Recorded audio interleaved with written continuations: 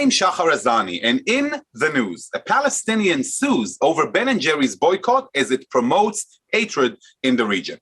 Last July, ice cream manufacturer Ben & Jerry's announced it will no longer allow sales in what they called the occupied Palestinian territory.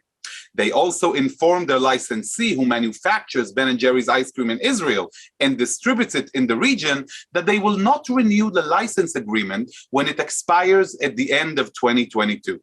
As many of you recall, JBS visited the factory in the city of Be'er Tuvia in Israel and met with Avi Zinger, the licensee, who built an incredible operation of coexistence, where Jews and Arabs work hand in hand to bring about cool happiness to a very warm region. The boycott decision will result in many good people losing their jobs. Bassem Eid filed a complaint with New York State's Division of Human Rights against the US Division of Unilever that owns the popular ice cream brand. He charged the boycott is contributing to more hatred in the region and that it is counterproductive to peace and creates only more hatred, enmity, and polarization. New York State Comptroller Tom DiNapoli announced that the state was pulling its pension fund investments from Unilever to protest the boycott. New Jersey has also pledged to divest $182 million in Unilever stock and bonds held by its pension funds over the boycott, and other states, including Texas and Florida, have followed suit. To discuss this lawsuit and the struggle for justice in the Middle East, I am super proud to have with us today on JBS my very good friend, Bassem Eid. Bassem is a hero. He's a Jerusalem-based political analyst, human rights activist, and an expert commentator on Arab and Palestinian affairs. Bassem, welcome, welcome, welcome from Jerusalem. Thank you for this lovely interview, Shahar. It's a pleasure having you as always. First of all, how are you? I am good. Thanks to God. Everything is good. It's good to see you working for a just cause in the Middle East. Tell us a little bit about your background. I want to share your background with the viewers to understand who you are, because you have such a unique voice in the arena. What made you into who you are today? See, as you mentioned, I am Bassem Eid. I am a Palestinian. I am a person who developed and grown up in a refugee camp in north of Jerusalem called Shafat refugee camp. I lived in the refugee camp for 33 years. Shafat refugee camp, this is where you grew up? Yes, for 33 years. And this is where the recent attack against the Israeli happened a few days ago, that ended up with murdering 26-year-old Eliyahu David K. Same place. Exactly. That's what's happened yesterday, that a Palestinian terrorist get out of the refugee camp, unfortunately, and he went to the chain gate near the Al-Aqsa Mosque, opening fire towards people. He killed one person and injured another 4. That's happened yesterday. And you, unfortunately, and let us send you grew up in that camp. Yes, I grew up in that camp. And I know what does it mean, a refugee. I know what does it mean to grow up and to develop in a refugee camp. It was just a kind of a suffering period for me, for my family, for all the refugees who are living over there. And I remember the time of our life under the Jordanians. It was a horrible life under the Jordanians. And I think that we, the family, and most of the families almost start developing their daily life only after the 67 war.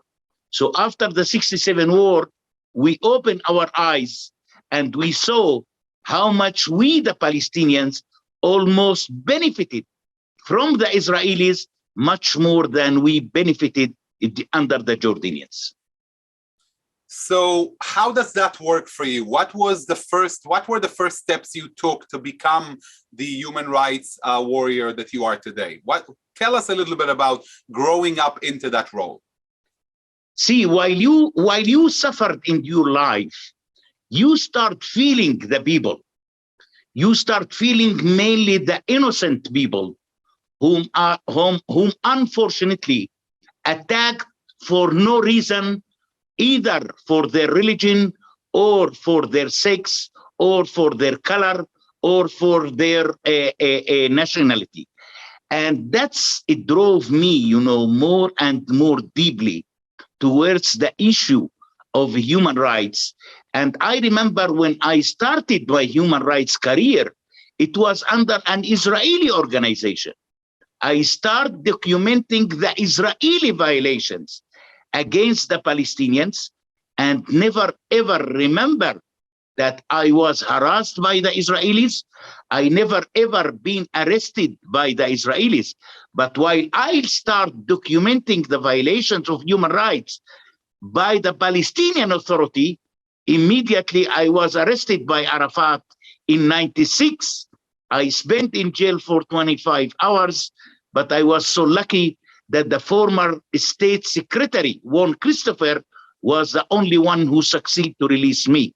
So imagine that you start working under the Israelis without any obstacles, but when I start touching the Palestinian Authority violations, then that drove me immediately to the jail. Bassem, it seems like there was a lot of attention span given to supposed violations by Israel. But who asked you to start looking into violations by the Palestinian Authority? Was that your own initiative? And how did the people around you, the organization you worked for, responded to what you did? See, after the arrival of the Palestinian Authority in 94, while I was working with B'Tselem in that time, B'Tselem decided not to interfere in the human rights violations committed by the Palestinian Authority. And B'Tselem decided to continue focusing on the Israeli violations only. Immediately, I stood up and I said, I want to resign from B'Tselem because I am still much more interested to continue defending the rights of the Palestinians, but this time under their own government and their own authority. And that's led me to resign from B'Tselem in 96 and to create the Palestinian Human Rights Monitoring Group, monitoring the Palestinian Authority violations against the Palestinians. See, everybody was shocked in that time. Wait, before everybody, it's an amazing reality that you're describing, Bassem, because it's like we care about human rights of Palestinians only when they're supposedly violated by Israel. But if they're violated by the Palestinian Authority or by Hamas in Gaza, we don't care about the human rights of Palestinians. It's such a hypocritical reality. And unfortunately, people didn't understand yet that the human rights issue is universal issue. It's not a Palestinian issue. It's not an Israeli issue. It's not an American issue. It's a universal issue. While it's a universal issue, so you should have to protect it from any kind of a violator around the world. And that's gave me, a huge credibility around the world when I switch from documenting the Israeli violations to document the Palestinian Authority violations. I think that was a huge credibility for my history and for my human rights record. So you started touching upon the responses of the people around you. How did they respond to your need to stand up for Palestinians, even when their rights were violated by other Palestinians? I can only imagine, the responses to your actions. What were the reactions? Tell us a little bit. Yeah, let me say that the majority of the Palestinians were completely against such kind of shift because they were feeling so happy and so comfortable when I am searching the violations of the Israelis.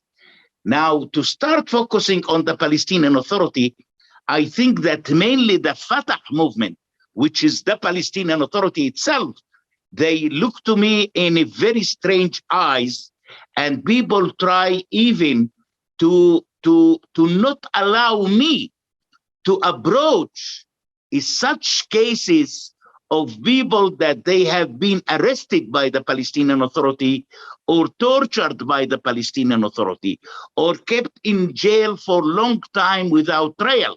So the Fatah people is trying, to create the obstacles here in front of the organization. But I think because I am a person who believes in real human rights, not political human rights, I just try, to pave the way in front of myself, and I succeed to collect most of the cases of the violation of human rights, which we use to publish 6 different reports a year about specific violations committed by the Palestinian Authority against the Palestinian people. So, Bassem, first I want to ask you, now, today, what is the reaction of other Palestinians to what you're doing? See, let me be clear with you. I think that the majority of the Palestinian people these days almost lost the trust in their own leadership. And I am talking here about the West Bank, and I am talking also about the Gaza Strip. I think that the people already realized how much corrupt the Palestinian leadership is, and the Palestinians don't believe anymore that such current leadership will bring any peace with Israel or will build any future Palestinian state. So people already fed up, people already hopeless, and people even don't want to think about the Palestinian Authority because the economic situation of the people is much more important than the Palestinian Authority itself. Let's talk about reactions of people around the world. I'm sure there are a lot of people when you tour the world, and you're touring the world, thank God, a lot, and you meet with audiences all over the globe, and you do it very successfully. What are the reactions when people hear you? Because when people hear about the Palestinian coming to speak about the human rights of Palestinians, I guess when you come out with your message, they're kind of caught off guard or surprised to hear the message that you have to say. Unfortunately, Shahar, I am a person who is feeling the Israeli-Palestinian conflict much more in New York and Los Angeles rather than between Jerusalem and Ramallah. And sometimes I'm asking myself, why the Americans are fighting each other because of the Israeli-Palestinian conflict? You want to tell me that the Americans don't have their own problems to think about? They don't have their own problems to solve them? Why we are, the Palestinians and the Israelis, all the time the focus of the Americans? I think that there are people still want to learn, want to understand, want to know much more about the Israeli-Palestinian conflict. And thanks to God, in the last 3 months, I made 3 different tours in the US, which is mainly at the universities, talking about the conflict, talking about the obstacles of the internal Palestinian politics, talking about the BDS, talking about which kind of future peace might take place between the Israelis and the Palestinians. There are people who want to understand, but in the meantime, there are people who would like to keep their eyes blind about the Israeli-Palestinian conflict. So tell us one such response of somebody who expected to hear you only bash Israel and finds out that you are there to actually tell the truth the way it is. Kind of, the kind of disappointment, or I can imagine sometimes even animosity. You know, it's a very phenomenon question sometimes when people after my lecture is standing and saying, okay, all of your lecture was against the Palestinians. What about Israel? Then what is the answer? The answer is that there are so many organizations criticizing Israel, and let me as a Palestinian to focus on the Palestinians. And if you want to know more about critics towards Israel, you have Haaretz newspaper daily that you can buy it and you can read it. I think that this is the reality. So many organizations around the world. Look how many Israeli organizations criticizing Israel daily, while there is no one Palestinian organization criticizing the Palestinian Authority itself. You are very, very correct, Bassem. Thank you for that. Let's talk for a minute about Ben and Jerry's. What made you file the lawsuit? What troubled you so much about their move? You know, Shahar, I am a person who is talking years about the BDS and how much the BDS causing damage to the Palestinians and to the Palestinian economy. I wrote a lot, I lectured a lot, but on this specific case, I decided that my critics towards the BDS, I want to raise them in front of the American judicial system. I think that it is the time right now that the American judicial system should have to start realizing what the BDS is doing to the Palestinians and which damage the BDS is causing to the Palestinians. And that was the main aim and the main goal that I want to enter to the American judicial system this time and to teach the American judicial system which damage those people are causing to another people in a so far place. You know, it's always been the case. You've been a warrior against BDS for many years. I know that personally and professionally, and I can say that your focus has always been BDS is causing us damage on the ground here for us Palestinians.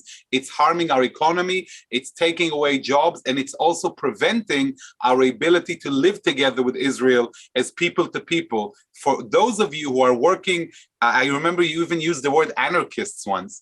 You called BDS anarchists. They're trying to disrupt, the existing order and are trying to prevent peace between Israelis and Palestinians. But this time, the approach is, instead of this coming from top bottom through legislation, you are appearing as a Palestinian before the American judicial system, and you say, here I am. And let me tell you how harmful that is for our coexistence efforts. Exactly. I am the Palestinian who is suffering from it. I am suffering much more than the Israelis.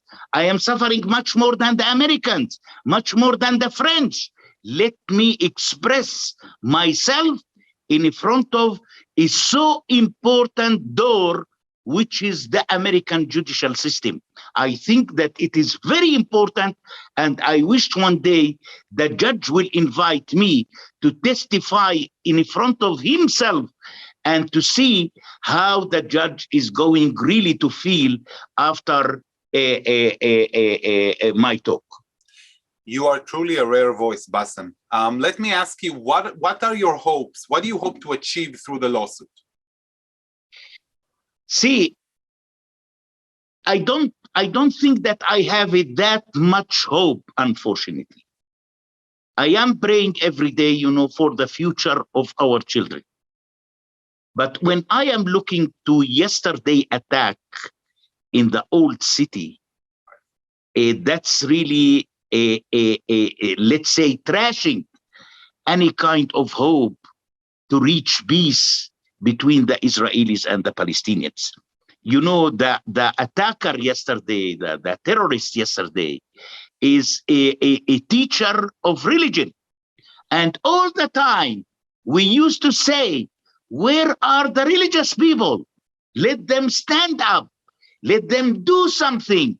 Let them put pressure on their own people. And look what a religious person already did. He became a killer rather than a religious. Unfortunately, things are not moving in the right, let's say, direction right now. And I really hope that the leaders will be more charismatic, will be more courageous to stand up and to say to everybody, enough is enough. Let us put an end for the bloodshed, which took so long time that we lost so many innocent people during this conflict.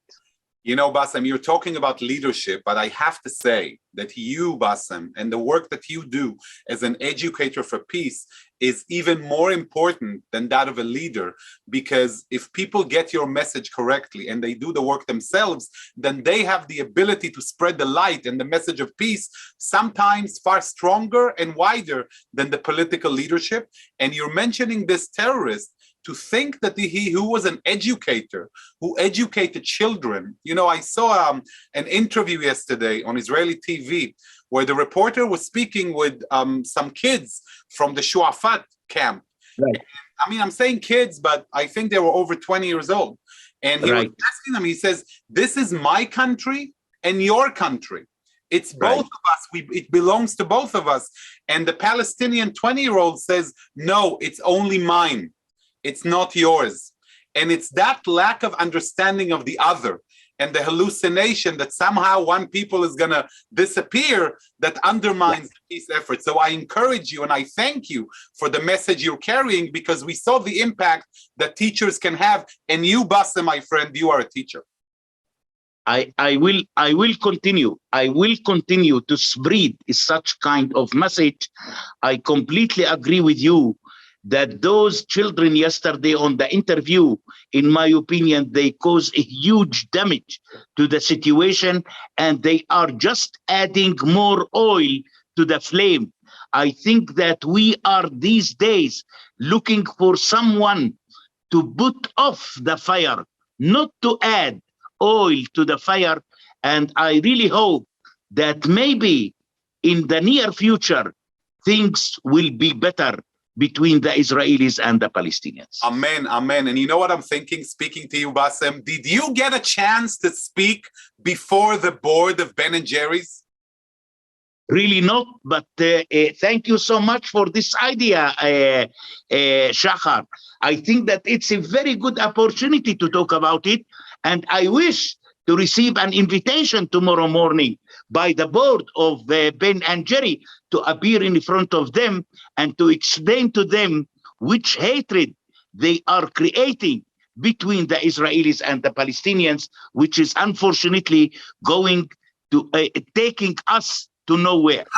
Amen, amen, and amen. And you know what? Let's take advantage of this platform and say, if the Ben & Jerry's board in Vermont is courageous enough to hear a voice of a Palestinian who does not tout the choir, who does not desire anarchy and hatred, but desires peace, somebody who's been fighting, really fighting on the ground for the human rights of Palestinians for decades, we dare you to be courageous enough to listen to the truth and not hide behind your slogans of supposed promoting social justice in the region. We dare you to listen to the voice of Bassem Eid. Bassem, I wish to do it so. Amen. And before we go, I want to ask you this. What is your message to everybody who listens to you and sees you today? The message is that please try more and more to help the Palestinians to improve their economy. I am a person who believes that a good economy and economic prosperity will pave the way towards peace in the near future. Don't try to touch the conflict. Try to help the owners of the conflict, the Israelis and the Palestinians, without increasing the economy of the Israelis and the Palestinians. I don't believe that any peace will be approached in the near future. Bassem, thank you so much for your courage and for standing up for truth and justice, really standing up sometimes at a heavy personal price.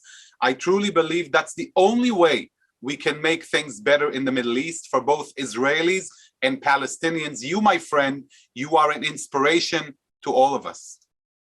Thank you so much, Shahar. All the best to everybody. Indeed, as we always say, and this is a great time to repeat and remind, true change can only come through proactive, positive engagement in the region. It will not come through boycotts. To achieve the goal of peace, we must build bridges of understanding and not walls of hatred and negativity. We need a strong economy to make peace. Correct. Strong foundation and good life for good people. I'd like to thank all of you for watching. And to all I say, stay safe, stay healthy, and keep the hope up. For people like Bassem Eid exist out there. I'd like to thank our director, Sloan Copeland, JBS's managing director, Dara Golob, our technical manager, Michael Paley, transmission manager, John McDevitt, and to our wonderful producer of In the News, Carol Lilienthal. For JBS, I'm Shahar Azani. Until next time, shalom and leitao. Thank you.